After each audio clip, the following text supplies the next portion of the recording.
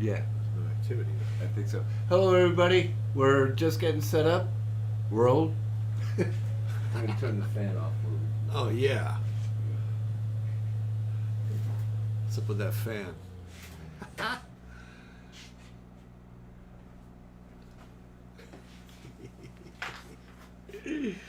If anybody is out there, can you please let us know you can hear us? And Yeah, feel free to use the chat. Yes. The live chat. It's Rico and Rico. That's right. Hola. ¿Qué pasa? I said, ¿Qué pasó un vato the other day, and somebody busted me. They said, ¿Qué pasa, not qué pasó? Bum. I'm like, hey, take it easy.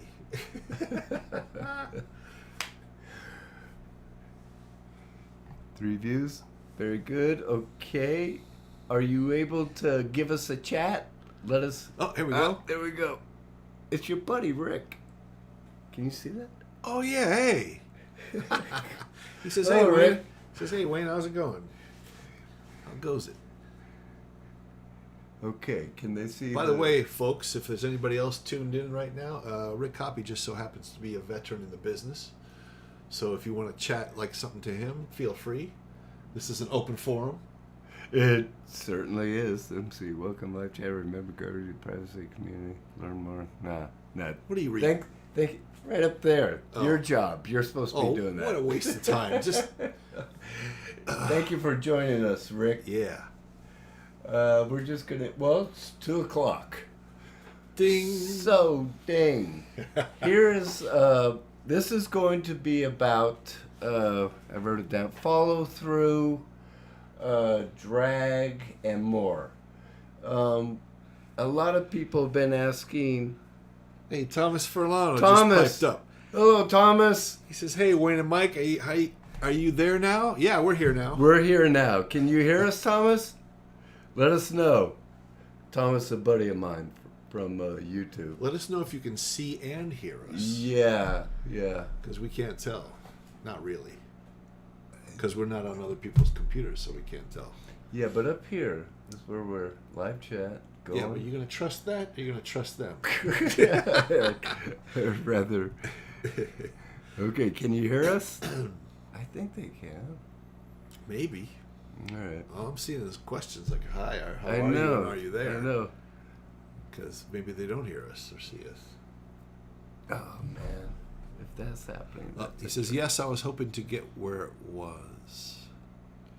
Yes, I was hoping. Or yes, I was trying to get where it was. Where it was. I'm not quite sure what that means. I guess where the live stream was. Okay. All right. Cool. Thanks. Welcome. You want to get started? Sure. All right. So, I had a question. A lot of times, a lot of people have asked about what does it mean with follow through, drag, and overshoot. They're all very similar. So I wanted to try to clarify it with this little this test right here, this pencil test. All he's doing is a take. The reason that we created this was to exaggerate the follow-throughs and the drags and the overshoots and what they mean exactly. And I'm going to show you first the keys, but how you break them down and all the different elements that represent the drag, follow-through, and overshoot. I hope that makes sense. Does that make sense? Yeah. Rick Hoppy says, hey, nice test.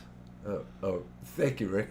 And Thomas says we're coming in loud and clear and nice. And very good. Perfect. Hold on, I got to get Rico in there a little better. Oh, sorry. Lean forward where you can see it. All right. How's that? Yeah, we do things. How's that? How's that for you? Where am I? Can here? you read am this? I here? I'm looking at you. You don't worry about that. You just oh, okay. when you're comfortable. Are you comfortable there? Yeah, I'm comfortable. I can see it. Okay. All right. You see yourself up there? No. Oh, yeah, I can see. I can okay. see. I can see I'm moving. Okay. All right. All right. You're free. Sorry, I didn't mean to pull away from the test here. It's okay. We'll let the it. session. We'll let it slide. So anyway, you guys, so this is a very cartoony throwaway scene, but the reason it's just a simple take is to explain all those principles of drag, follow through, overshoot, and everything. So I'm going to come up here. This is our starting frame. And no, I did not number the drawings because I don't want people to be distracted. Because no, don't listen to him. There's a reason for it. You can check out the other videos as far as charts and timing. Rico's always killing me. That's what I'm here for. Okay, so here we got the first drawing. It's a key. If you look up here, upper left, see they can't see my mouse. So it's up here, it's in red, and it says key up there. That's the first drawing I did. And I think if I do this, don't pay attention. There's the next key. So we go from here to here. Those are the two key drawings I decided to make. Everyone's different. You know, they might think of this as a breakdown because it's anticipation. Everyone's different. It really doesn't matter. All these principles basically, what's the word, Rico? They basically are referring to the same thing as far as the follow through. We'll get into that as we go forward. Okay. Does that make sense? Yeah. And forget that. Next key is right there. So I went from here to here because that's where I decided it's going to be the next key drawing of where he's going to go up into. May I interrupt for 1 second? Yeah. I'd like to ask you how you decide that those are going to be keys. You personally. Because it is showing the main poses that I got to work into. If that makes sense. So when I go from here to here, to I think it was, to there, those drawings are showing what the overall action is going to be. And let me keep going forward. Breakdown, key. He lands right there. Key or breakdown. He comes up there. It'll be overshoot. We're going to go in detail about that. But it's the main drawing that I got to work into with the breakdowns. The breakdowns are the drawings that will describe how your character goes from one key to the other. Side note here really quick is Richard Williams, he's got a different language. He calls them extremes, passing poses, Yep. and everything. All of that means the same thing. I personally was taught that you go keys, extremes, I call them keys, and then you put in the breakdowns, the drawings that the animator's got to put in there to describe how the character's going to go from this pose to that pose. And then as I carry on here, Rick says, I call keys storytelling poses. That makes sense. Thank you, Rick. Yes, they are the storytelling poses. Now, I could have. That's a really good point. What Rick just made. Elizabeth says, "Hey there, I'm happy to be here." Oh, Elizabeth, thank you for joining us. So yeah, storytelling, key storytelling. I could have made this a key, extreme. I could have made it that and that. Okay? I know that he's going to go from there and then he's going to end up here as his last pose. But me personally, just my way, I put in more drawings to describe how he goes from there to there. This is anticipation pose. And so for me, that is a key drawing. That and it goes up like like so, and when he comes down, I call that a key pose. For me personally, other people do it different ways. It's going to be up to you. Thumbnails, especially when you're first learning animation. Thumbnails before you do your animation, before you do your scene. What are thumbnails again? Thumbnails are the tiny little drawings. Like if I was going to do this character and he's standing there, I'll do these little drawings like so, and then the idea of how he anticipates right there, then he jumps up into the air up there. Those are thumbnails. These are just the drawings that I'm thinking of as key drawings for the main movement. So it's a nice little quick way to figure out what you're going to do without drawing full size, so you can go through it faster and make changes and rearrange things. Exactly. And we got a whole video on thumbnails, but it's a quick way where you do these little scratch drawings that you can look at them and you're not putting much time and effort into it, and you'll look at them and you'll say to yourself, you know what, I didn't like this one. I think I might want the pose to be maybe a little stronger in this way. So they're like little visual notes to yourself. Yes. To work things out before you commit to the final scene. Right. And that way, when you got all these down, all these thumbnails down, that way you know where you're going to go in your scene before you sit there and animate on the larger scale, on paper or digital.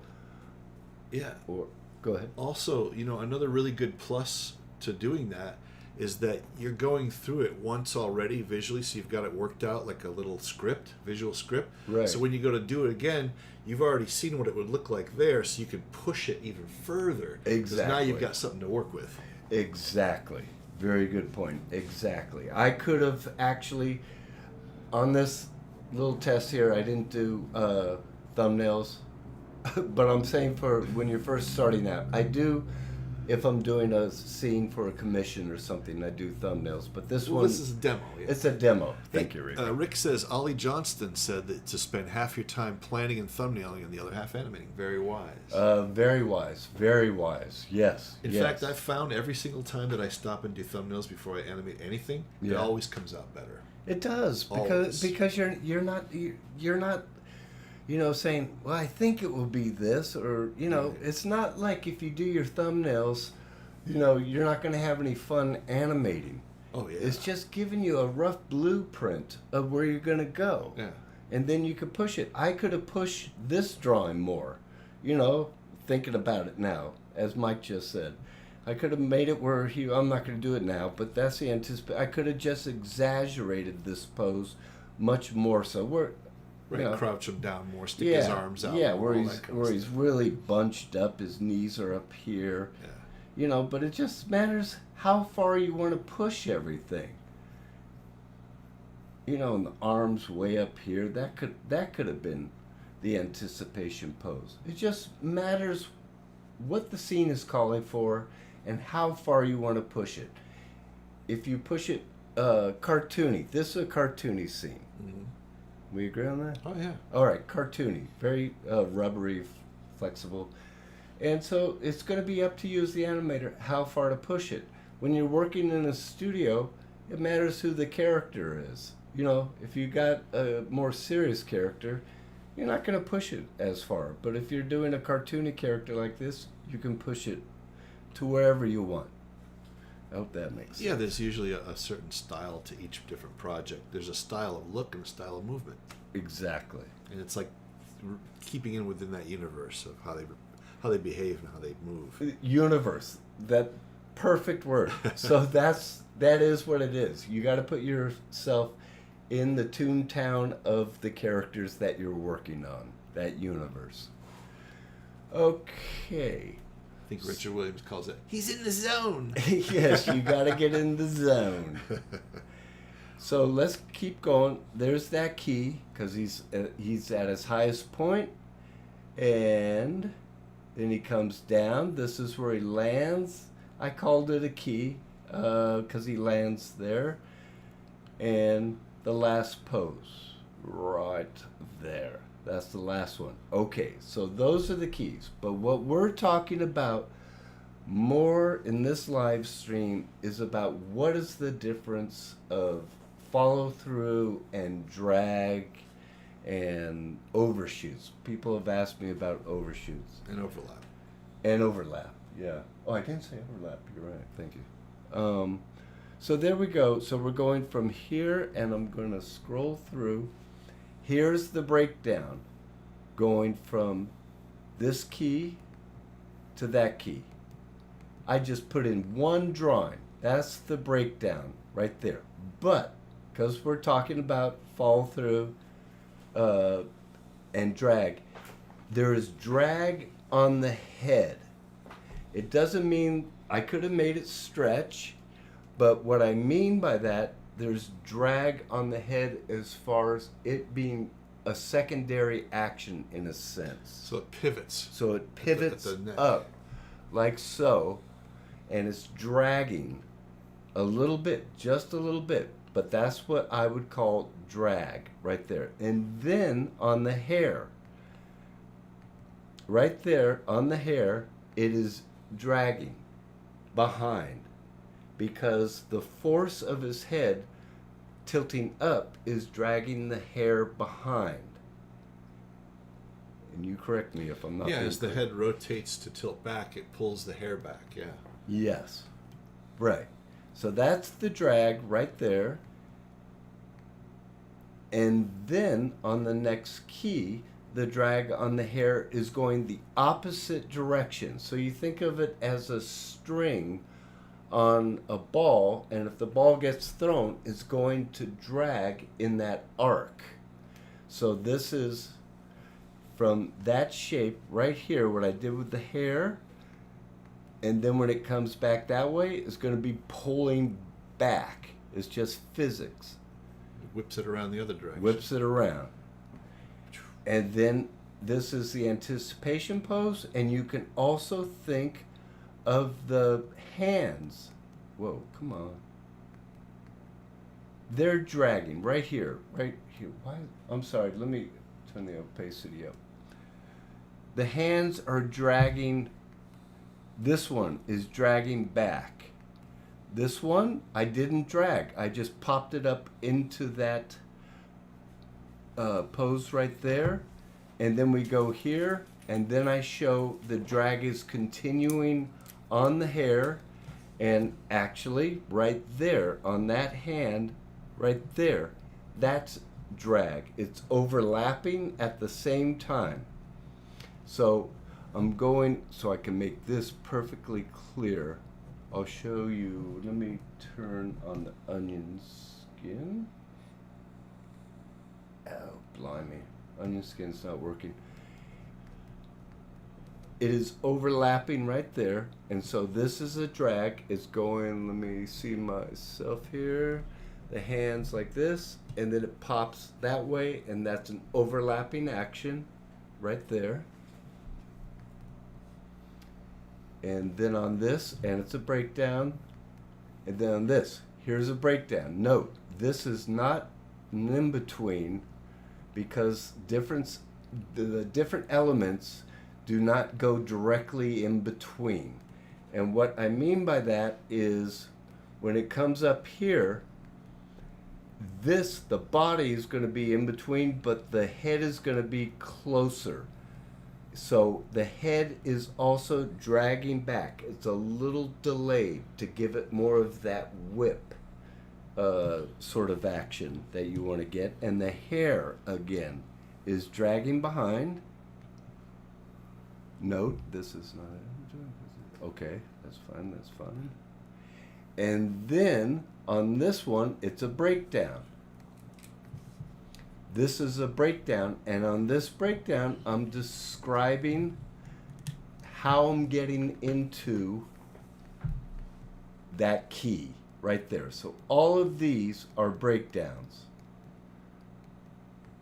Forget that in between. All of these are breakdowns. And so it is describing how he's going from there into there. Is this being clear, dude? Sound correct? Yeah. Okay. So then he comes up, and what I did was, because I decided to, it's up to you, I put a slight smear and stretch on the head on that one.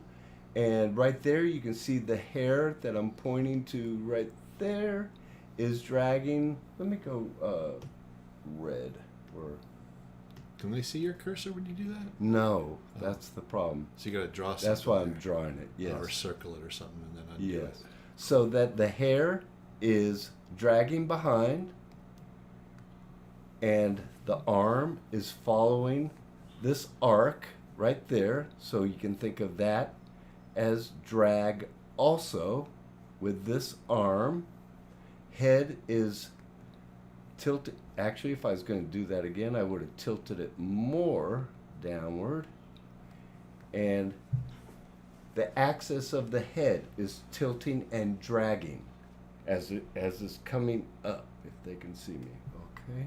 Thomas says, that's awesome.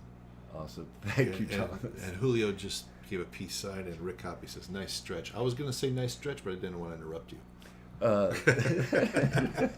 You can interrupt me anytime you want. Nice stretch, dude. Thank you, Rick. I like it. Okay. It's cool. And so now here's a big one. A lot of people ask, what is the difference of an overshoot? Overshoot is real simple. It just goes beyond the point. So he's stretching here, and now this part of the head went beyond where this head is.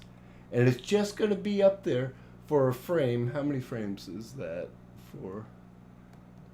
One frame, but you can put it on twos. Usually fast actions, you go to ones. And this is, back there, there's the overshoot of the head going beyond that point. And it's a slight smear. Hair is still dragging right there. Everything's dragging right there. Overshoot right there. Coming up, I'm stretching and delaying these arms a bit like a rubber band, because it's kind of cartoony character. And then when he goes from here over to there, here's the arc. I decided to have this breakdown. This is how he's going from this drawing over there. I decided to. You could do it in many different ways. And at the same time, here's the hand dragging with that arc. The red is indicating the arc. Just like this is indicating the arc. Hair still dragging there. It's all, that's the thing about it. I'm putting all these notes down. Like, this foot is dragging. I could have really made it cartoony and stretched it way out there if I wanted to, but it's just up to you how much you want to put in there. But that is the concept of drag. You interrupt me anytime. I might point out that that's one of the things that makes animation difficult or not easy to learn necessarily, is because you can do different. Like you said, you could do it this much, you could do that much. It's subjective, so it's hard to say, it's got to be like this all the time. There's a lot of give and take. And that's a great point. It doesn't have to be like this or like that. Yeah. It's up to you how much you want to have a stretch and squash. If you're doing a serious character, princess, you don't put in this kind of exaggeration into her, because those are moving illustrations. They're more serious characters. Principles are the same, but it's just not as cartoony as this. More subtle, yeah. Yeah, it's just more subtle. So, as we see, I put in this red arc right there. As we see, this hand is following that arc. And this hand, this is called breaking the joints. If you don't want to do, whatever you want to do. Early Mickey Mouses, they were very early cartoon. They called them rubber hose animation. there wasn't a joint in the wrist like so. So when you do it and you're trying to be a little bit more anatomical, you think about the break in the wrist right there. More of a break in the flow of the whole arm, yeah. Yeah. Instead of it being one long rubber hosey thing. Exactly. And what I did was I kept this locked with the elbow, but I broke the wrist, and this hand is dragging. That's the same concept as dragging. Even if you do a stretch, a rubbery stretch, it's still the same concept. When he says broke, he means broke the rhythm of that thing that's flow. Well, or broke the joint, you know. Broke the joint, exactly. The angle of the joint. You look at, let me bring my hand back here. You look at my hand, here's the joint. I go like that, the joint is still there. But I broke the joint, and if I really want to go wild, I can, when people talk about, if you look at the Richard Williams books, he'll talk about breaking the joints where it will be illogical, where if you look at my arm right here, it will go the opposite way. Let me do a drawing. So here's, let's say we got a leg here, and it's going to end up over there, and I'm going to break the joint. I could do something really exaggerated and make it to where it looks like I'm breaking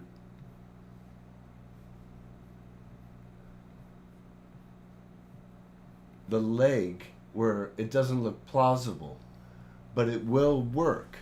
Things happen in action so quickly. If you look at sports, things happen where it's distorted, and I'm breaking the joint there, and I'm breaking the joint there, and this is a breakdown right there. And when you put in more drawings to settle in to this last key right there, it will work. It just matters what kind of action you want. But this is just where you're keeping the anatomy of the joints in place. Can you erase that middle breaking joint example and do it without a breaking of the joints? Yes. Just to illustrate with the opposite? Good idea. Brandon Muncie just chimed in and said, "What's up, guys?" You, Brandon. That's what's up. Yeah. I could do this. The knee comes up, and for shortening, let's say, is coming up like so, and the foot is dragging behind. Same leg. This is the same leg, but here's a joint there. There's a joint there. It's just a different way to go about it if you so choose. And this is supposed to be foreshortening there, coming there, and this is going back away from us, back away. This drawing 1, 2, and then on this drawing, I could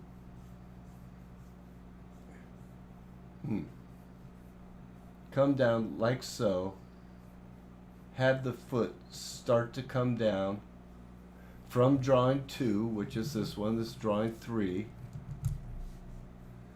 come down, and the heel is going to connect to the ground of that last drawing. And so it goes from, is this clear, Rico? What I'm doing here? Hell no. Okay. No, I'm kidding. But is it? I'm not sure. Okay, so we got drawing 1 here. I'm going to separate them. Right, so it's more clear. Yeah. I'll fix that.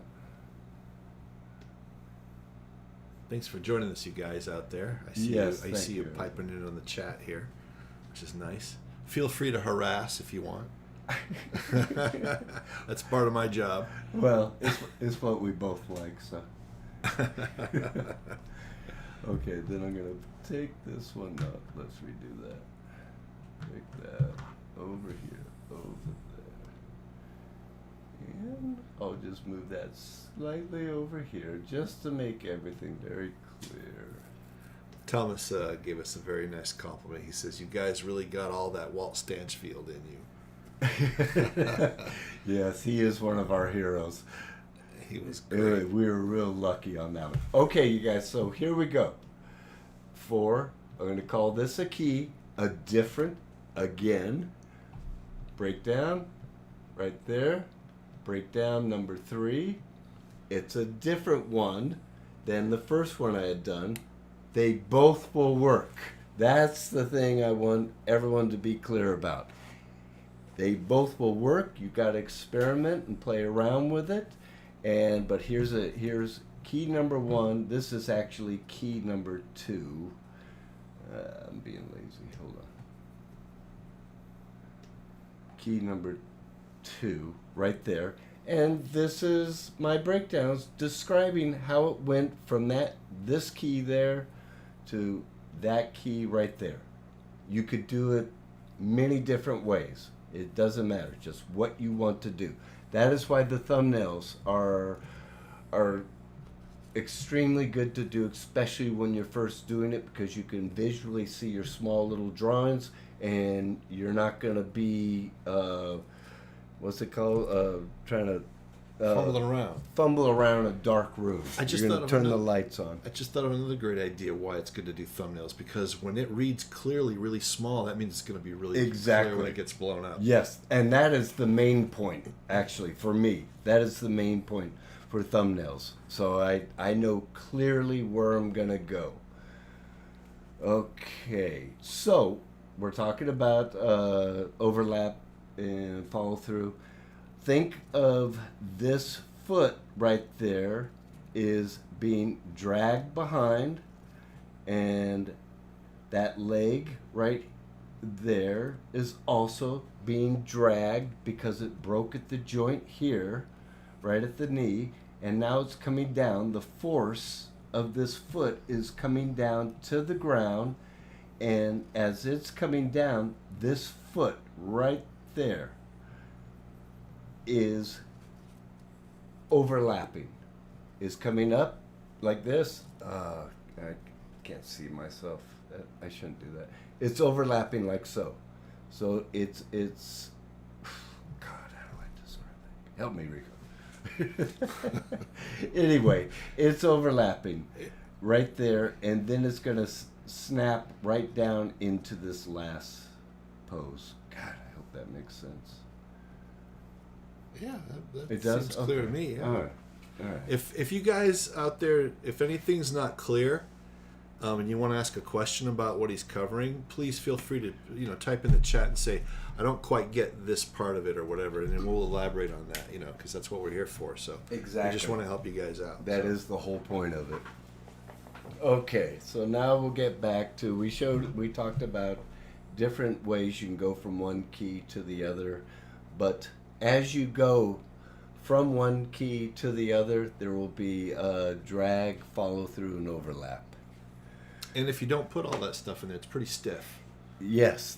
This is basically the secret of getting that kind of organic feel. Yeah, loosening things up and let it be more pliable. Yeah, it looks more appealing and fun. Yeah, visually interesting. Yeah, if you want to do that type of full animation. Yeah. All right, let's keep going. Okay, so I'm going to keep on talking to. So here we go. Here's a breakdown. But what I did for that breakdown right there, I stretched his body right there. I decided to. This hand is still dragging right there. It's dragging around because it's broken at the wrist right there. Just think of that simple shape. And the drag on the hair. Oh, this is something interesting. A lot of people ask me about this. They have a hard time doing the transition of the hair going from here to the S shapes. That one I just made a C shape. It's a wave principle. It's just like watching a flag blowing in the wind, or a piece of string that's blowing in the wind. This has got an S curve to it to work in to this one right there. And that is just a matter of studying the wave principle. But throughout all that, it is still dragging. It's representing the same thing. And let me see. Again, I didn't write it down there, but again, this head, even though I'm not stretching it, it is tilting and it is dragging because the force of him stretching down right there, his neck is coming down. The overlapping action of the tilt of the head is dragging. Does that make sense? Yes. Are you listening? Hell no. No. No, I'm listening. Okay. That makes sense. Okay. So that is also dragging right there. And that's really what this is mainly about, is those principles. So, and then we come down here, and now we can see the head is really tilted so far back, we can't even see the eye line on this. And, as I hope you understand, here's drag on the hands, arms, everything coming down. The joint right there of the foot, that joint is making the foot drag back that way. And the fact that both of those feet coming down not at the same time is one foot's overlapping the other. And that's basically overlapping in a nutshell. It's overlapping. Very, yes. Absolutely. It's that simple, right? It is. It is. You're breaking up the different elements. So this foot is dragging compared to this foot, which is landing right now, that heel.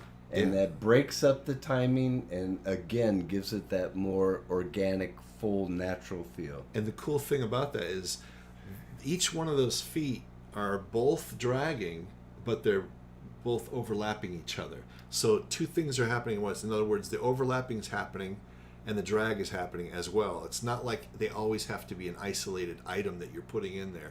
So that's why there's a lot of confusion. Like, what's the difference between drag and overlap? Because, you know, it's incorporated in the same thing. Yeah. I mean, it's really, I feel like I understand completely, right, why it's confusing. Because you'll read The Illusion of Life, and they put in their overlapping and, I think, drag? Yeah. Or follow-through. Overlapping follow-through is one of the principles. But drag is also one of those principles. They're all very connected to each other. Yeah. And I think the best way is to feel your drawings out. If you're doing on paper, flipping them, if you're scrolling, you just want to do that and feel the overlapping and drag and everything. They're all very analogous to each other. If that makes that too big a word. What am I, some kind of dropout or something? No, that's well, I'm surprised I even came up with it. No, that's a crossover from colors and paint. Analogous. They're all related to each other. Yeah. It's really the truth of the matter. And then as we going forward, here's the key. I decided to make the key. Don't worry about that so much. Here's the drag, the main drag right there on the arms, the course still on the hair. That foot, as Mike was just talking about, so this foot right there, it makes contact and boom, it's down. It's down there. A side note to let you know, let me go back a couple. Up to you. Just to let you know what you can get away with. If I wanted to, on this foot, and really make it cartoony, I could have made that foot stretch as it slammed down on the ground. It would work. And then it would just stretch right there for one frame, and then it, come on. I'm sorry, my computer's being slow on me. And then it would pop back up into there. I'm just letting you know, this is what you can experiment and get away with. So, let me go back here, get rid of that. That's one of the fun things about animating is you have the freedom. You've got to give yourself the freedom to experiment and move things around and try different things and see what it's going to look like. and scroll through or flip or however you're going to do it, and check your movement and see what kind of results you get, as you go. Yeah, because you could have in your imagination, you have this concept in your mind about the way you want the scene to look with your thumbnails and everything. But then you look at your thumbnails like, no, it's got to be a little bit more cartoony, or it's way too stretch and squash. And that's why thumbnails are really good. Okay, so we got the drag on the hair, drag here. Still dragging. This foot is making contact. I'm sure the way I do it, it just, on that contact, next one comes down here. And everything is coming down. Oh, also, you guys, you got to remember your arcs. They're very important. This arc is coming around there. Doesn't really have anything to do with the drag and follow through. But you want to stay in arc. It's just important that you do. I got a story about that real quick. Hit it. On Cats Don't Dance, Franz Vischer was doing some really nice animation on Darla. Dimple. Yeah. And I was working on Danny, and my stuff kept coming out real stiff, in the pencil test. So I got so frustrated, I finally asked him in the pencil test room. I said, "Hey, Franz, will you look at my stuff? You know how it looks. Can you give me some advice on how to make it not so stiff?" He says, "Arcs, man. You got to put more arcs. You're not pushing your arcs." Oh, did he? Yeah, and I was like, "Well, that's great advice." And I pushed him, and it made it sing. Franz Vischer's an incredible animator. I haven't talked to him in a long time, but he did most of, if you look at Cats Don't Dance, he did most of, he was the directing animator of Darla and Max. Yeah. And does beautiful work. Brandon made a really nice point here. He said, sometimes it seems like the principles of animation come most in handy as diagnostic tools. After feeling out your drawings like you say, you can go back in and adjust based on the principles.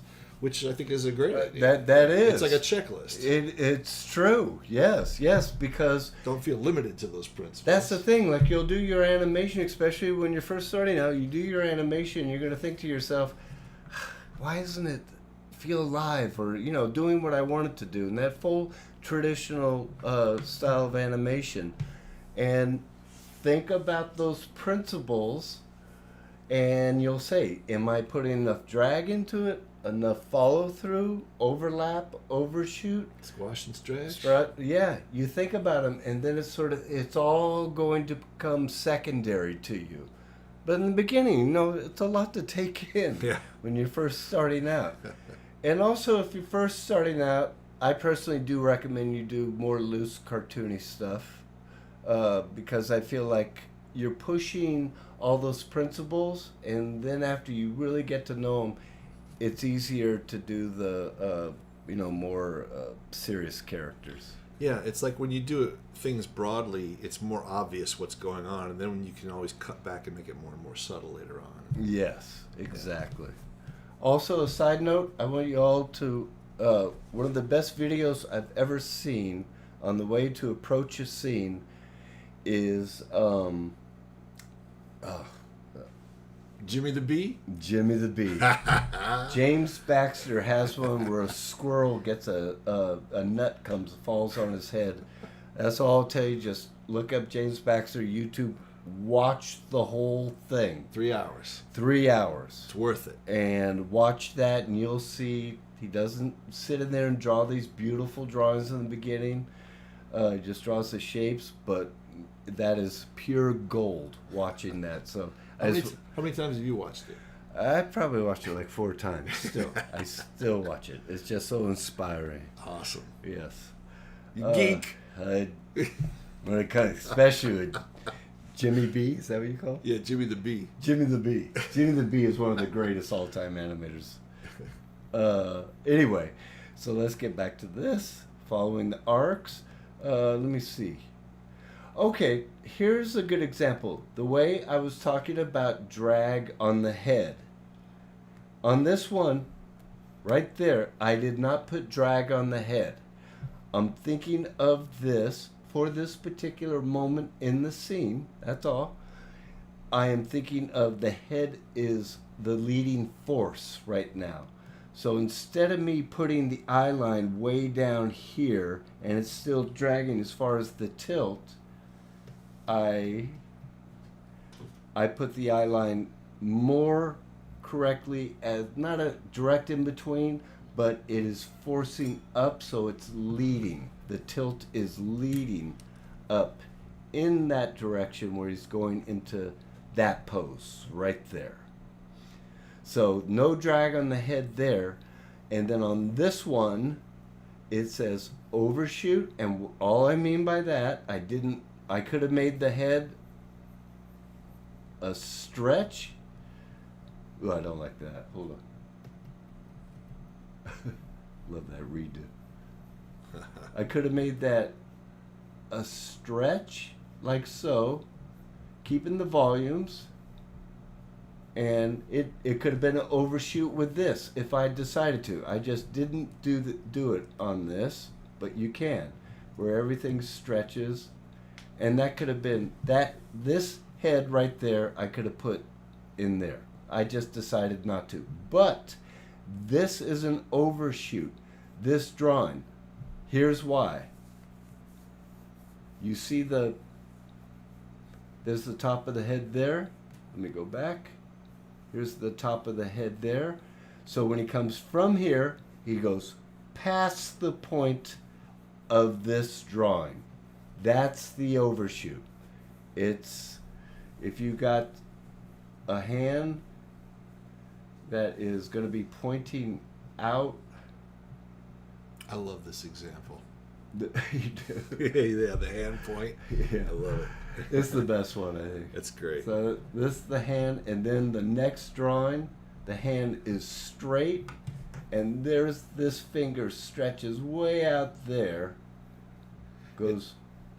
It overshoots the final resting It pose. overshoots the final resting point, like Mike just said, of where the hand, the point, the finger, and everything is just right there. So what I would do, I would have done this drawing, and then I would have done overshoot drawing afterwards. So that would have been my number one.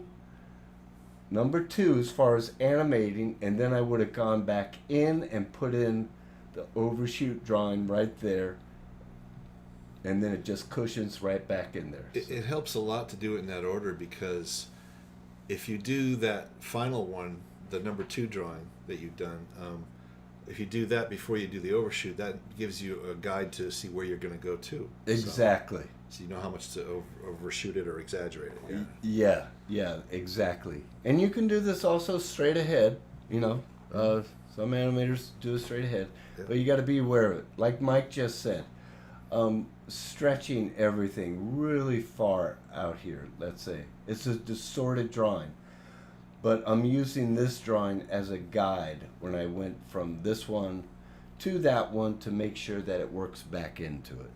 And the cool thing about learning animation like this, intimately when you're drawing the full animation stuff, is once you've got that done by redrawing all these different drawings, then you've got the principle ingrained in your mind. So when you go to do like a puppeted version of this, where you have symbols of hands and parts of arms and things, you know how to stretch those and present them in a way that emulates this. Yes. And you get the same effect, basically. Exactly. You get the exact same effect. Same with CG, Yeah, it's same with all of animation for the, full animation. Okay, up here, you guys, here I did put a chart in. What I want you to know about here, we're going from this drawing to this drawing. That's the last drawing. So we're going from that one, and as I scroll through, I just want you to see all he's doing is settling in to that last pose. How many drawings I want to put in there, that's up to you. How long you want to keep it going. So let's get back to this one. Here is the breakdown, and then I put in this drawing that he works into, and if you notice, watch his hair. His hair comes in and settles in. Very simple. I kept all of this. I kept it as simple as possible, where it wasn't. You weren't being distracted by details and drawings and stuff. So everything just settles in. So we go from here, and I should have put this is a in between also. IB, that means in between. So it's going from there, and these are within here. It was dragging there, drag on the head tilt a little bit, but then these are just basically straight in-betweens right there. From this drawing to that drawing, as I scroll through, I hope it will be self-explanatory. I did that one first. Second, it's just a slow-in, very simple slow-in. And the hair, even though I would do this drawing, the hair is dragging. Still dragging right there. Follow through, dragging, and now the hair is following through and settles into that last drawing there. Let me play this at speed, which means normal time. Ooh, a lot of different colors and stuff in there. You can look at this on the YouTube channel, One-on-One Animation YouTube channel, without all these different colored lines and everything. Can you scroll through that whole movement about half speed? Just, Yeah. so we can see it more clearly what's going on. There you go. Yeah, there we go. Nice. Awesome. When Wayne said there's just straight in-betweens at the end for that settling in on the movement, what he means is there's no fancy breaking of joints or anything. It's just a literal straight in-between, of the movement from one little area to another space, and it's just usually cut in half. Halves. They keep cutting the drawing in half and half and half, the space between the drawings, and then it gives a nice cushion. Yeah, it cushions in, and I could have put in more drawings to make it cushion in even more so. The thing I do want to explain here, I didn't realize till just now. If I was animating this scene, I would make sure to animate the hair. I would put in partials right there, so when it goes to the assistant, they aren't confused about the hair, because the hair is not a direct in-between. It is dragging. So I would put in the hair just so that I have control over it, and the hair is working the way that I'm envisioning it. So, the other thing is when you go online, you look at all, these great animators, and they do most of the drawings in the scene. That's another question. Do you get that too, Rico? Where a lot of people are asking, well, how many drawings am I supposed to put in there as the animator? Great question. You put in most of them. You put in just enough to describe what little nuances you want to happen in there, and that's it. Yes. As long as all that information's in there, the rest is, gravy. The rest is gravy. My girl Jem. Hello, love. Gemma. Yeah, I mean this, and we're talking about when we do this, we're always talking about full animation. We're if you're working on limited animation, it's not the animator's fault. You just don't have that much time to, put in all the nuances, and also matters who your assistant is. You can have someone who really understands animation. You can leave the hair up to them because you have confidence in them. Thing is, you don't want it to be to the point to where you're going to sit there and blame the assistant because they messed up on the nuances. That's the animator's job, as far as follow through, drag, overlap. Yeah, that should be provided. Yeah. To me, it is. It's just like you're being lazy otherwise. Let's see. Anything you can think of, Dave? Let's see. You just mentioned something that sparked a thought. I'll scroll through this as you. Anybody have any questions?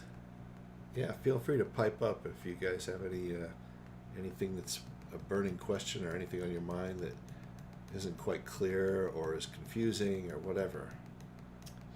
So I think we I really do like that stretch. That's a really nice stretch. The thing that's nice about this stretch, folks, is that it retains the volumes just right of that head. I just it's a joy to see that in animation every time. And you can get away with it. That's the thing. And on this one, I kind of think of this as a little bit of a smear. There's a difference between stretch and smear. A smear drawing it's a little out of volume. It's more of a two-dimensional shape rather than it is a volumetric thing. Exactly. Because this is a little bit, the volume's off on this head compared to that volume right there. So that's why well, let me do a demonstration.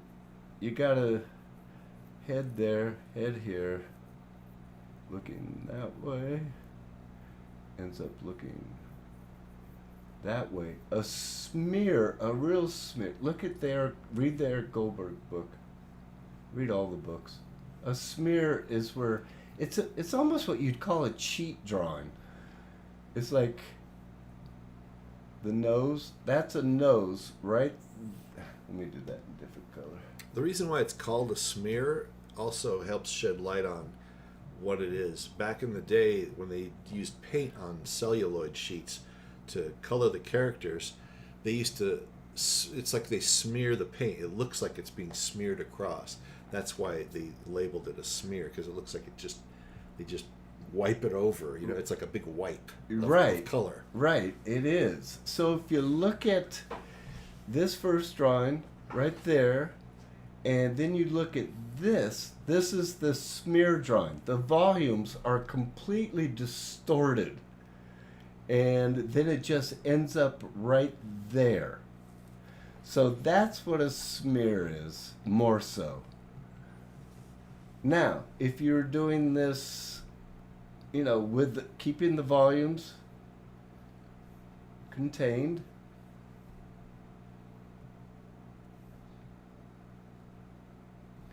this would be a stretch. It's like a water balloon. It's got the same amount of water in the volume, and I'm not going to do anticipation or anything, but the nose stretches a little bit. That nose right there stretches a little bit, but it's holding the same volume. And then it goes, so 1, 2, 3. So that is the difference between, here's a stretch. Yeah, water balloon is a good analogy because you're stretching it to the point where it doesn't break. Exactly. Where it doesn't break, right, where it doesn't explode. Yeah. A smear is what I would call, it's a distortion. It's sort of a drawing that you feel, you don't see. Hope that makes sense. Yeah, it does. Guy Simon, okay. Dominic, he says, please, do I have to focus on drawing well first before learning animation principles and digital software skill sets? That's good.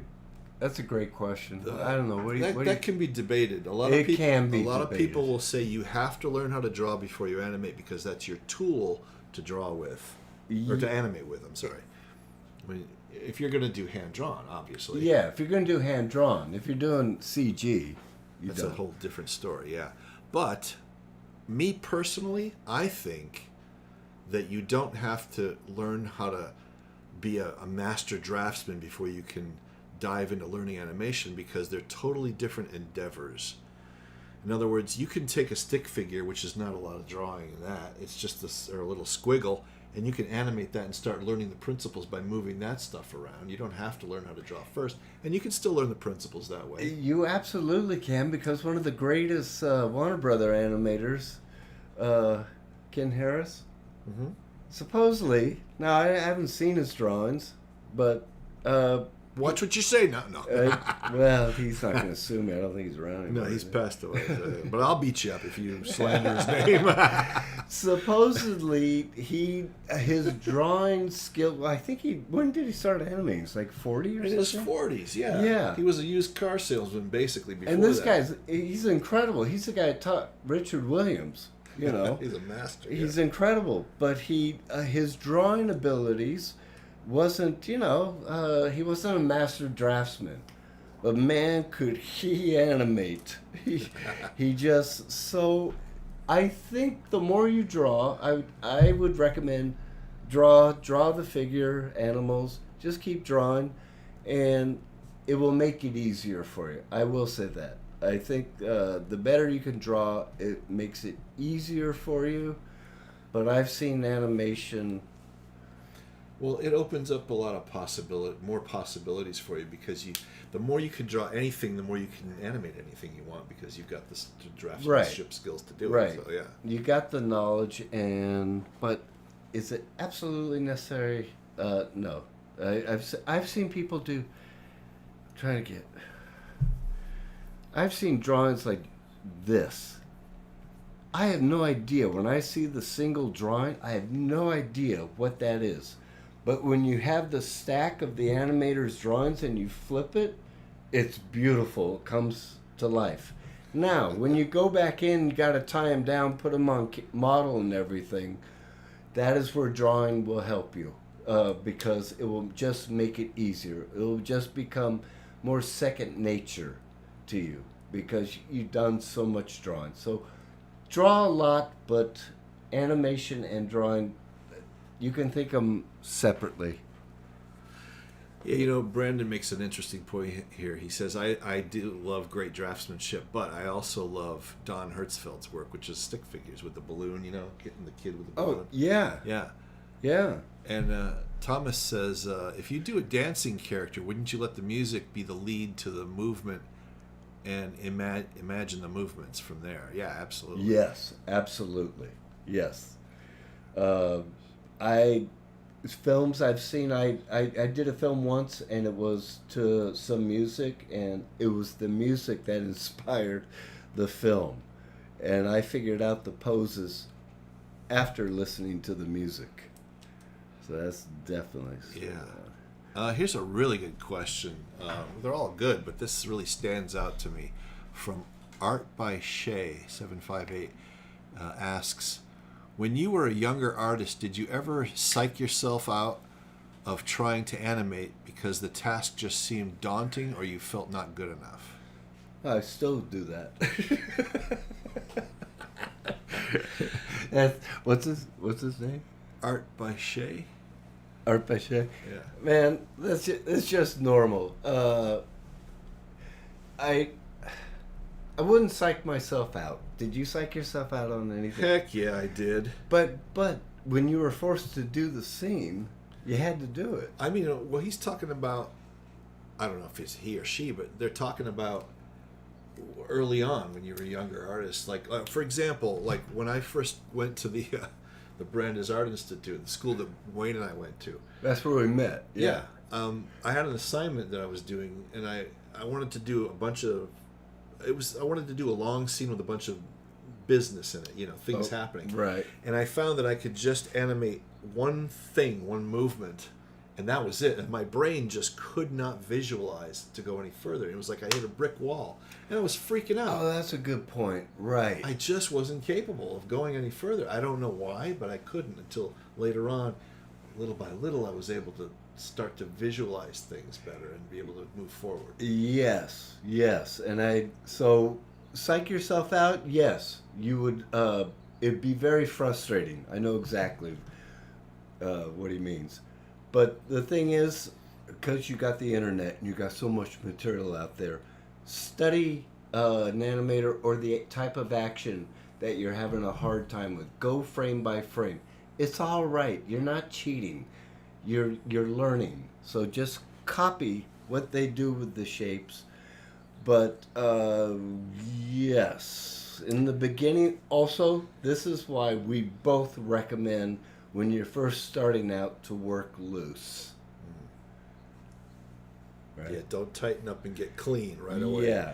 Give yourself the freedom as an artist to sketch and be loose with it and enjoy yourself. It's fun to draw that way. And feel, well, I'm going to disagree a little bit there. You'll be frustrated at times. There will be times where you're so frustrated, you're trying to get the movement, trying to get it. And the only way I could find that particular pose was by doing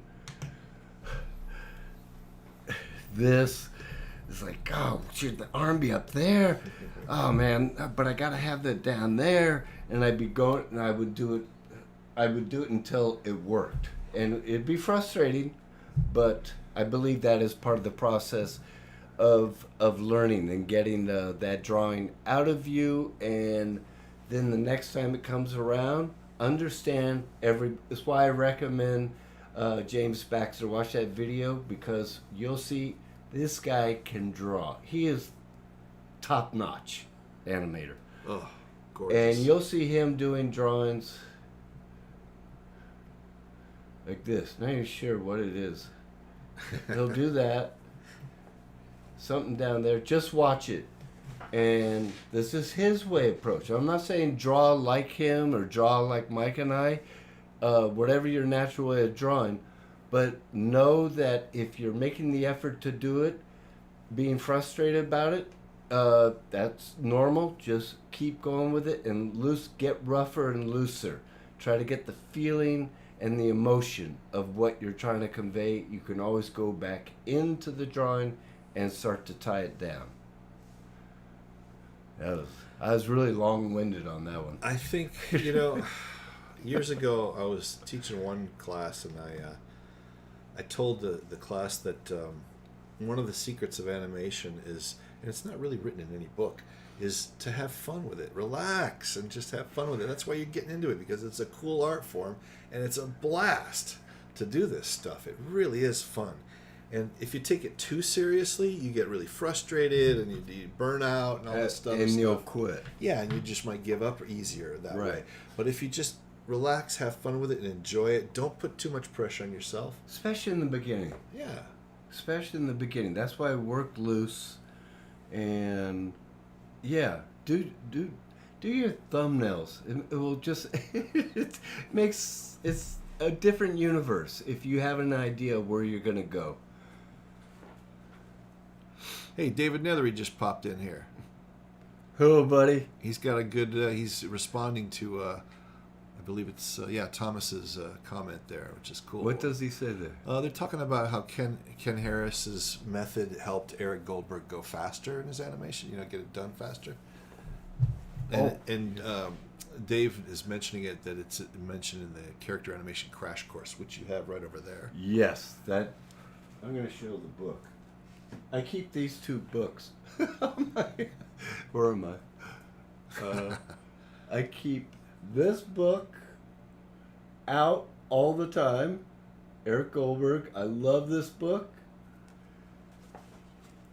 as much as this book, Richard Williams. Can you guys see that? Yeah, I'm trying. Yeah, Cool. this frame's in there. Those are both great books. These really, books, really these thorough. books, as far as pure animation, those are the best books for me personally. But Mike and I were actually just talking before we went live. Preston Blair, that was the only book that was around when we were kids, and then The Illusion of Life, great book. I recommend you read all of those books. There are many books. There's Timing for Animation. What's that guy? That's Hallison Batchelor, I think, Yeah, or yeah. Manville. Yeah, Timing for Animation is a good book. So Art by Shay mentions, he says, thank you. I'm a young artist and I try to do projects, but I end up thinking I'm not at the skill level I want to be. I know that art takes time, but I think I'm trying to be good, fast to prove it. Okay. What do you think? My response to that is don't worry about speed. I don't know how old you are, but don't worry about speed. Speed comes with time. The more just like any other thing you get involved in. Well, I saw Eric Goldberg in a YouTube interview, and he said the more you animate, the easier it becomes, and it's absolutely true. Absolutely. It's like, I always use an analogy with a musical instrument. It's like playing piano. If you learn piano, you have to sit there and do the scales over and over and over and over. I know it's dull and boring sometimes, and you get burned out, but you just stick with it and just try to feel it and get the feel for it. And A then great analogy. Yeah. eventually, it's so easy that you can start playing songs, and then you're really creating and having fun. It's like Rico plays the drums, and he sits there, and it it's like, I don't know how he does it. And how he does it is because he's been playing his whole life. I started, Right. I don't play guitar. I can play some chords. But I remember when I was first learning the chords, I was like, there's no way I'm going to be able to go from a C to a G to an F and bar chords and everything. It's the same exact thing with this. So in the beginning, frustration is normal, but don't be so hard on yourself, like Mike was saying, to where you burn out, because that happens a lot, and you end up not doing it. And here's a really good point. This is really, really important. You can watch all the YouTube videos on how to animate, and you can watch all the movies and cartoons and whatever you want, and you can read all the books you want about animation, all that stuff, but you'll never progress unless you sit down and do it. You have to do it to advance. It's the only real way to get ahead. It absolutely is. It's good to have all that stuff as reference and knowledge, but doing it is the only thing that's going to project you forward and become. It's the only thing. It's like anything you do. Any sport you learn, driving a car. You're a little timid when you first get behind the wheel, and then after, I don't know, about 2 days, you're hot rodding around. Heck yeah. Breaking the speed limit. No, just play. But it's the same thing. It's just, everything. You're just learning it. It's the thing is that, I'll tell you, the thing with animation to me, hand-drawn animation, all of it, it looks, as Del Bear said to us, the hard part is to make it look easy. Yeah. And that was one of the greatest lines I ever heard in my life. It's hard to sit there and, you got to focus on all those principles, and you just got to do it. And eventually it just becomes intuitive.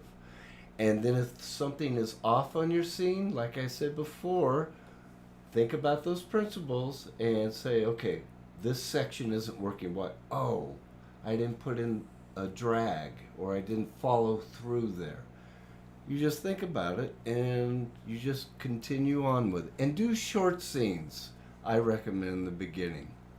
Don't, It's like trying to bite off too much. Just take it in little chunks, Yeah, because a lot of people, like, they'll want to create, long, It gets overwhelming. Gets overwhelming, right. If you're going to do something like 10-minute film or something, that's a ton of work for one person to do. As much as you want to do it, believe me, I've been there. Yeah. I'd love to do a 10-minute short like that. Me too. Everybody would love to, but you do get burned out on it.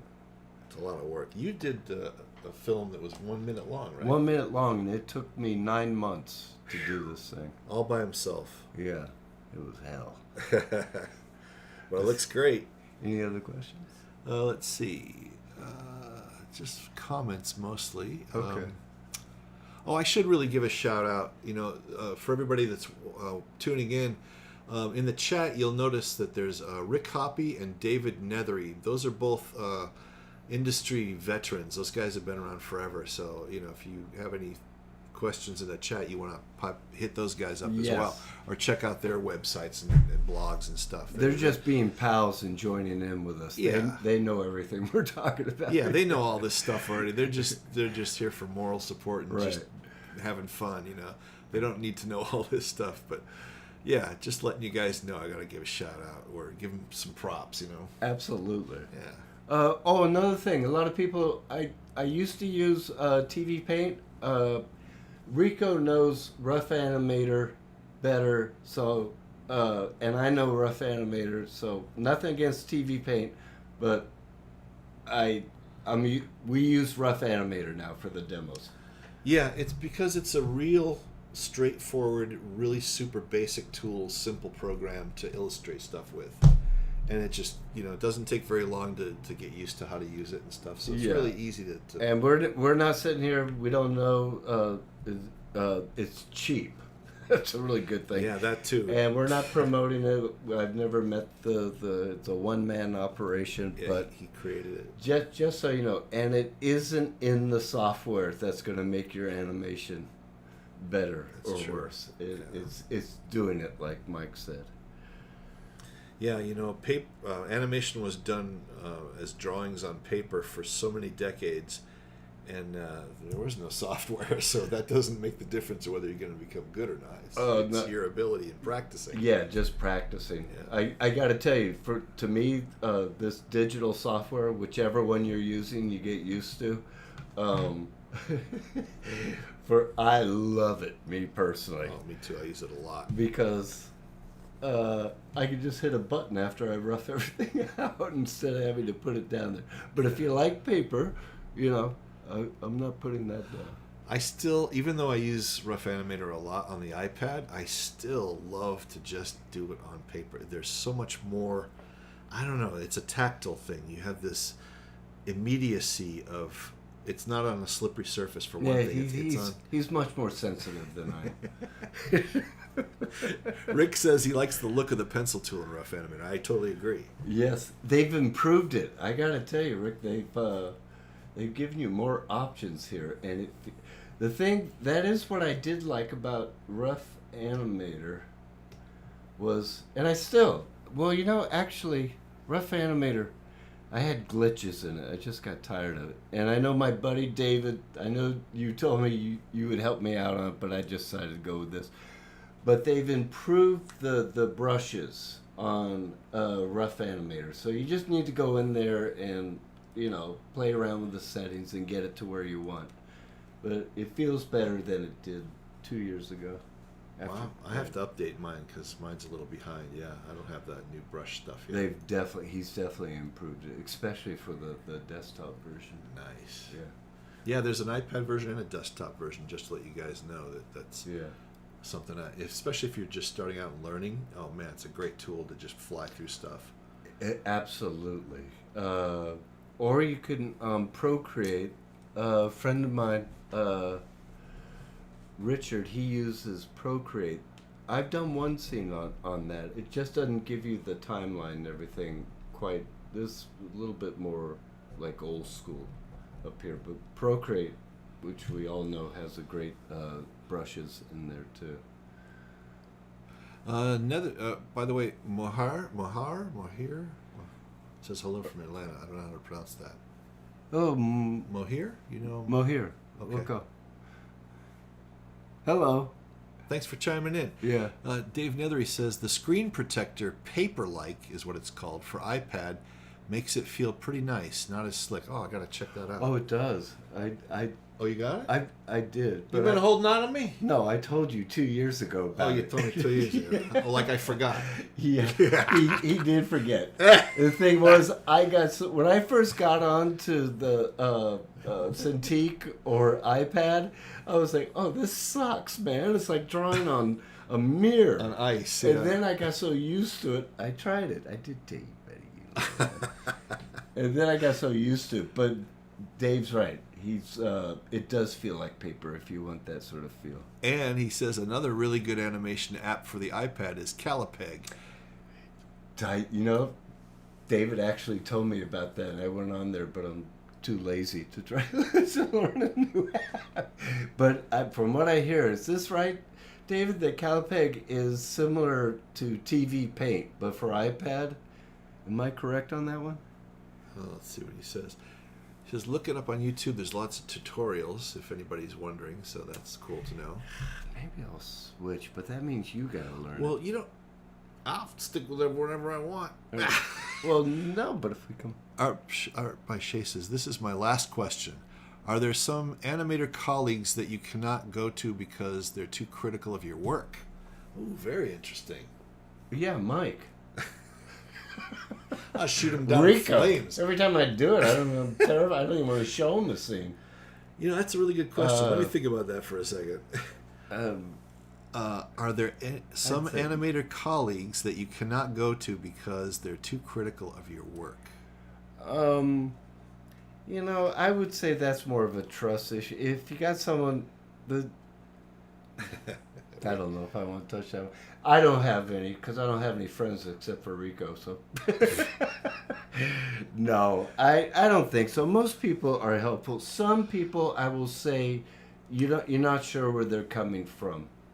They I wouldn't say take it from here. I don't know. I wouldn't say necessarily that some people are too critical about the work. I mean, if I do see that happening, usually what it means is that too critical means they might feel threatened by you or something, and they want to put you down. And they're rare. Yeah, that's not common. Yeah, that's not common. I mean, it was I learned Franz Vischer. I worked with him on Cats Don't Dance, and Franz is perfectionist. But I never felt like he was being too critical. All I did, he would have changes. Always felt like I learned from him and Del Bear. Now, there were a couple times, like I mentioned, directors where I didn't feel like they were critical. I felt like they didn't know what they wanted. So they'd say, well, that's not quite what I want. I would be looking for, well, what do you want? And they wouldn't know what they want. That would be very frustrating. But for the most part, no, most people.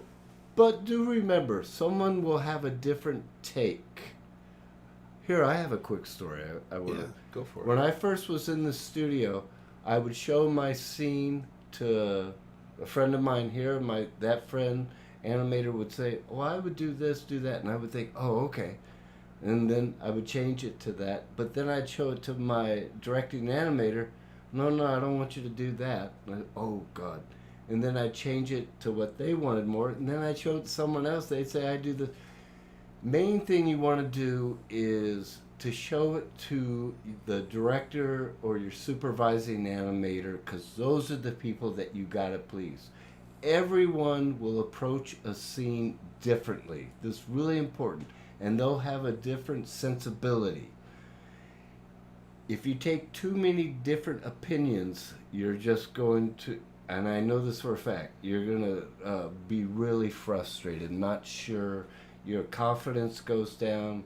So it's not bad to ask people their opinions, but you mainly, if you're working in the industry, you want to go to the people that you are trying to satisfy in your scene. That's a long one. Simon has a really good question here. When practicing, does one need to set short animation goals to understand each animation principle?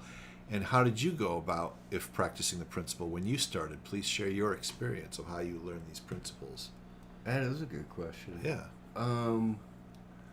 There's another one after that too, so let's answer this one. Me personally, I'll tell you what I would do is I would just do scenes. When we were going to school at Brandis, we were really lucky. We had teachers there, and they'd basically just give you a lesson, an assignment, and it would just be, a head turn in the beginning, and then something a little more complicated. And I would just keep it short, but they all basically had all the principles within those scenes. Does that make sense? Yeah, it does. That's your experience from the school. Yeah. I think a good idea is to take that Richard Williams book, and every one of those principles that he describes, like he shows it, how it's. Oh my God. Try to animate that and do the arm movement and see what it's like to break the joints or do overlap, and then you're isolating that principle, and then go to the next thing in his book and try to do that. I think that's a great idea. Yes, because that book wasn't around when Exactly. when we were learning. So I would do that. I would do that, but don't do it to the point where you burn yourself out. Do the best you can, and if it, just move on. Keep animating. Keep animating. Like Mike just said, if you got an arm just breaking like that, just doing that, a simple movement like that, that's enough right there. Everything I did right there, if you can see keep forgetting. You see my arm wiggling around. If you just do something like that, You got arcs, you got drag, you got follow through. You could put an overshoot on the last pose. Stretch and squash if you make it cartoony, and yeah, but that's a good idea. Also, if you're doing those exercises out of those books, and you try to duplicate that, and you're having a really rough time and you just can't get it, I highly recommend hitting somebody up, either a friend or a colleague or someone who else is into it as well. Maybe go to some animation forums online or something and ask people, what their feedback might be or what their experience with the same thing is. Maybe it would shed some light and help you get a breakthrough. Yes, It's just know that you're not alone. That's all. Yeah. Oh no, you're not alone. I was kind of kidding when I said when the question was, do you get frustrated? When I said, yeah, still today. I mean, there are times, man, where I am frustrated. It's like I get stuck on a drawing or a movement, and with all, the experience that we got. Okay, I have to shed some light on that point really quick before I go to the next question, because I've seen, I don't know how many interviews with Richard Williams when he was alive, and he would always make this statement. And this guy's a master. Yeah. He did everything, pretty much. And he said, animation's hard. It is hard. And then I heard stories from Dale Bear when he's in the room next to Milt Kahl back in the olden days when they were working on Robin Hood. This is a great story. And he could hear Milt Kahl, the master at Disney, screaming and cussing, trying to get this one drawing just right, and he's doing all day long, and yelling. Throwing crap in his room against the walls. Really, the guy really had a temper on him. Really pissed and frustrated. Yeah. That's like top end guys, man. We're Yeah. talking. And I heard an interview with, I think it was Clay Cadis had an interview or an audio interview with James Baxter. Yeah. And he said, I got to ask you, James. Everybody's wondering, is animation hard for you, or are you all above it now? And he goes, hell no, man, it's hard. He says, what do you think? It's easy? He goes, oh, I'm so glad to hear that, because we all get frustrated and we all suffer. It is he says, hard. It's not easy, man. If it was easy, anybody could do it. It's like, I think it was Glenn Keane who said it's like spinning 10 plates at one time. Yeah. And keeping them spinning, on top of a stick. And it's sort of like that. And that's why you want to just keep animating. Even if you just animate in a rough form like that in the beginning. You just want to keep doing it, and it eventually, just like playing drums for him. Yeah, or piano or violin or whatever. It just becomes intuitive. Yeah, kind of second It's nature. like anything you do. It's Here's a quick question from Thomas Furlano. He says, do you work with sound on your Rough Animator app? He says, I see it works very well. I did on. I think I put them up on YouTube. On One-on-One Animation Instagram, I did a scene where this little guy says, hello. That was Rough Animator on iPad. And then, I keep them real short. Another character goes, nope. That was done, Rough Animator, with my voice. And it works out great. Some reason, I don't know why, when I post it onto Instagram, the sound gets delayed. Where on YouTube it syncs up just right, and I'm not sure why that is. It's weird. Figure it out. But anyway, yes, you can do. If you take some dialogue off of that scene. Go ahead. That's actually a fun exercise. Is grab a little audio snippet from something that you think is kind of funny. Yeah. And visualize it and try to animate something to it. It's Absolutely. a lot of fun, and you learn a lot of cool things about body attitudes and acting and expressions and stuff. And you don't have to make it, this master draftsman thing. Again, you can just keep it really, really simple. In fact, like Dave Nethery mentions, he mentioned that one filmmaker, Don Hertzfeld, I think it is. Yeah. Check out his films on YouTube. Oh man, they're so simple, and they're really funny and really entertaining. So not everything has to look like, some phenomenal piece of work. It could be just real simple like that and be so much fun. You guys, if you take a character like this, you will be able to. You got your eyes, eyebrows, mouth. You can do as much acting with that as you can with a complicated character. Yeah, I'm going to draw the same character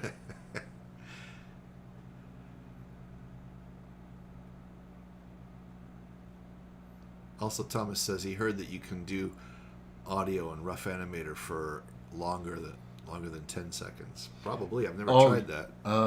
I'm not sure. I thought it was indefinite how long you do it. I've seen the, I can't remember his name, the guy who created the app on Rough Animator. Oh, I'm not sure. I've seen he's done films longer than 10 seconds. Anyway, I just want to show you, just real quickly here, same exact, character, but different expression. You can get as much acting out of that as you can with detailed character design. Muppets, I'll bring this up. It's an old analogy, but Muppets, they only got an open and closed mouth. But because of their body language and head angles, there's a lot of acting. You can feel the different emotions with those Muppets. So, I heard that Milt Call used to say those guys were geniuses because they got all that acting out of just the open and close. Yeah, I mean, like a sock puppet. Think about that. I mean, they didn't have the eyebrows and everything to convey even more emotion. Yeah. This is an interesting little tidbit of information that Rick Hoppy shares. He says, I'd go into Glenn Keane's room. He had tons of throwaway drawings on the floor. Did he?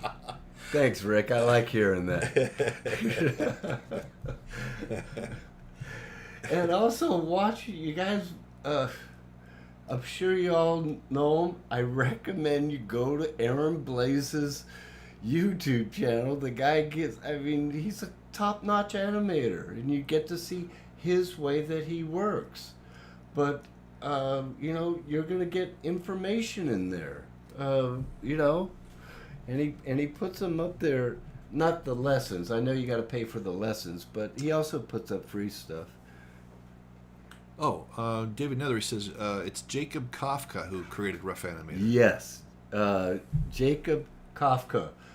He's got something very interesting. So when you go in the settings and everything, or what Rough Animator's about, and they say, why aren't there more updates or something like there should be more for it? And he goes, I'm a one-man operation. I think for $5 I've given plenty. Right, they're complaining that there's not more support for the program. Yeah. And actually, I think there's plenty of support. And it's only $5 compared to TV Paint, which is the cheapest version, is $800. Oh my God! Wow. I think I can't remember. TV Paint's great. Yeah. It's just... Oh, it's a great program. Yeah. I love it. Yeah, if you're going to make a feature, I'd say go to TV Paint. By the way, David Nethery is very well versed in that program. If you have any questions, I'd hit him up about that. He's like a total expert on it. David, I keep saying this. I am going to get a hold of you, and I want you to help me out because it's got that glitch. When I draw a line like that, the line goes, dink. I don't know what the glitch is, but I'll contact you later on that one. Thank you. David, he knows everything. He knows. Remember, he knew that. Oh yeah, Dave Nethery's like a walking encyclopedia, man. This guy's amazing. He's just the sheer body of knowledge he's got between those two ears is like, wow. I mean, he knows pretty much almost everything. And he's done a lot of reading. Yeah, he remembers it all. He's done a lot of reading. I've done a lot of reading. I just can't remember what I read. Well, yeah, you get to a certain point, it's not easy. All right. Oh, he says, let me know, and I know how to fix that glitch anytime. Thank you, David. I will. I'll contact you. And then Rico's got to switch over to TV Paint. For $800? No, I think I'll stick with the $5 one. Well, you know what, dude? I got this set up now. Later. Okay. I'm sorry. I thought we were alone. Thomas says, we need TV Paint instruction and all apps. And all apps. Are you asking if you need that, or are you just saying we do need it? Oh, my God. Simon says, thank you so much. You have removed a lot of pressure from me with your honest and genuine advice to practice short animation. Be patient and ask for help from those ahead of you. I need to practice by doing. Awesome, dude. I'm glad we helped.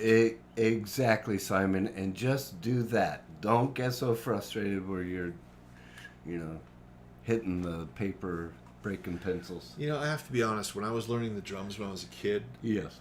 I was self-taught mainly, and I got so frustrated trying to play to a song that I would throw the drumsticks across the room and break them and smash them. And I totally relate. Man, we're human. I totally relate. So the frustration. Here, I got a... Rico, up there you see the black old Disney book? Which one? Go right. Oh, this one? Yeah, grab that one. I want to show everybody this. Ooh, this is old. Yes.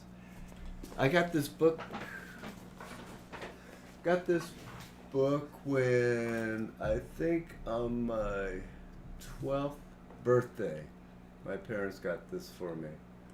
And hope you can see this. What's the title of that one? I want to show you. The Art of Animation. The Art of Animation. It's not a very good book. It's By- beautiful.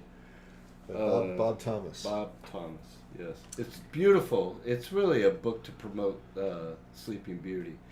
I wanted to show everybody. If you can see, What is it? right in there, there's that black ink dot right there. Right there. That was from a pin when I was 12 years old, and I was trying to ink Jiminy's drawing right there. And I couldn't do it. My hand would shake too much. I got so frustrated that I punched the pin into Jiminy, and it went through. Oh my God. Let me see. How many pages? It went through about 8 pages. That's some frustration right there. Just some side story there. Now, I will say the frustration didn't do me any good, so that's why you don't want to get frustrated. But the frustration is just human nature. It just happens. Just kind of let it go and keep moving on, and don't ever give up. That's the biggest key. Yeah, that's why you want to keep your scenes short, and work in your natural way, and draw as much as you can. Let's see. We need TV. Oh, what did Thomas write there? He says, I have Rough Animator, TV Paint, Photoshop, Digicel, Flipbook, but none of these programs are without their learning curves. It takes a time, but Rough Animator and Sketchbook are the easiest. Thomas, just go with Rough Animator then. And Sketchbook, that's what I use too. I use Sketchbook. I use Procreate, but my main two is Rough Animator, Sketchbook. Yeah, don't overwhelm yourself with thinking that you have to learn all the apps at once, like right up front, because I wouldn't really put that much pressure on yourself. I would just learn the actual craft of animating first on some easy program like Rough Animator or something. And then you can start, like if you get a job where they say, well, we want you to animate in Photoshop. You go, okay, well, I'll look at the tutorials and I'll learn it. Right, which Mike has done. Man, talk about a guy with patience. Rico here. He learned how to do CG when it was just, right? It was just the keyboard. I learned Maya when it was beta testing software. There were misprints in the manual with the exercises you had to do, the little tutorials. There were misprints, so if you followed it, letter by letter and punched in exactly what it said, it wouldn't work. So it's like, oh right, my God. which was on there, but he pulled it off. It's incredible that he did that. That was rough. And I gotta tell you, with me personally, I forced myself to learn Rough Animator, obviously, Sketchbook, and then TV Paint with David's help, David Nethery's help. And TV Paint is great. But I would say if you're starting out, Rough Animator's easier to do. And I will explain anything that you get if you get complicated. And Mike knows Rough Animator better than I do. Another cool thing about Rough Animator is you can rough it out on one layer, throw another layer on top of that, tie it down and clean it up if you want to. Yeah. And make it look all pretty, and then throw another layer underneath that and color it. Exactly. And it looks just like a regular cartoon. Which is exactly what TV Paint does. TV Paint is just loaded It's for making feature or short, cartoons, professional quality cartoons.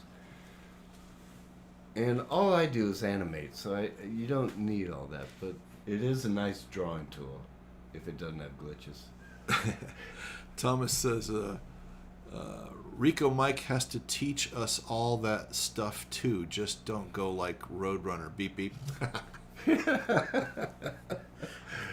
All right. Well, that's what we'll do for the next live stream. What? You can teach all that stuff. What stuff? Everything. Everything? Yeah. Oh, okay. Yeah. I'll teach everything. I'll teach TV. And we are going to try doing this more often, you guys. I know that.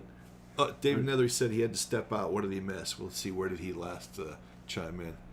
You missed me thanking you for helping me with TV Paint. Yeah. And, with everything. Yeah. If I mean, we're kind of at the end of this. If you guys don't have any more questions, then we could probably wrap it up. We're definitely going to do some more of these because we like to keep it real. We don't like to make it seem like it's, fantasy land where it's all pretty and easy and all that stuff. We give it to you like it really is. So. We do try to, but not make it depressing. We're not. Yeah. One thing I guarantee you, if you got the passion for it, you're going to learn it. That I guarantee. Yeah, you want it, you'll get it. You'll get it. Yes. I can say that honestly because I've been there. Yes, me too. And I'm you never stop learning as well. I'm still learning. Thank God. You don't want to stop learning. Otherwise, it's just boring. I heard Glenn Keane say in an interview, he said that if animation ever got easy for him, he'd get bored with it, he'd stop doing it. I believe it. He says as long as it's challenging, he keeps sticking with it, which Yeah. is great. Below Average Joe says, I can't believe I missed a stream. Well, it's recorded, so you can watch it. Yeah, it's going to be posted on YouTube afterwards, so you can Yeah. still see it. You can catch up. Just wanted to let you guys know I love the channel and how much it has helped, so thank you. Well, you're more than welcome. Thank you. Thank you. Thank you. And Solana Rose says, thanks, you guys. These are fun. That's my niece. Oh, is it? Yeah, she piped in. Glad to see her on there. I'm glad you enjoyed it. Hello, Solano. I never met you. Mike's embarrassed to bring me around his family. Oh, here's a hot one from Dave Nethery. What? He says, next time, you guys, why don't you animate a cheetah chasing a zebra? Okay. Yeah, okay. All right. That'd be hilarious to do that. No, it wouldn't be. David, do the thumbnails for us. And then you can animate it for us, and we'll explain it afterwards. Yeah, we'll do an analysis, right? Oh, man. Thank you guys for all the compliments. Thomas says, you guys bring it all alive. Thank you for everything. Thank you, Thomas. You're a good man, Thomas. Thomas and I become friends now. Awesome. He's very into animation. Cool. I am starving, and I want to go eat. So we're going to sign off. All right. Thanks for tuning in, you guys. Thank you, guys. Thank you very much. And let's see. What does Judy always say? Oh, don't forget to check out One-on-One Animation Instagram and YouTube. the commercial plug, right? Commercial plug. Bye-bye, you guys. Wave, Rico. Keep going. Keep animating. All right, keep animating. Keep it alive. We'll make the next announcement. We're trying to do these more. Bye-bye. Okay, take care, you guys. End stream.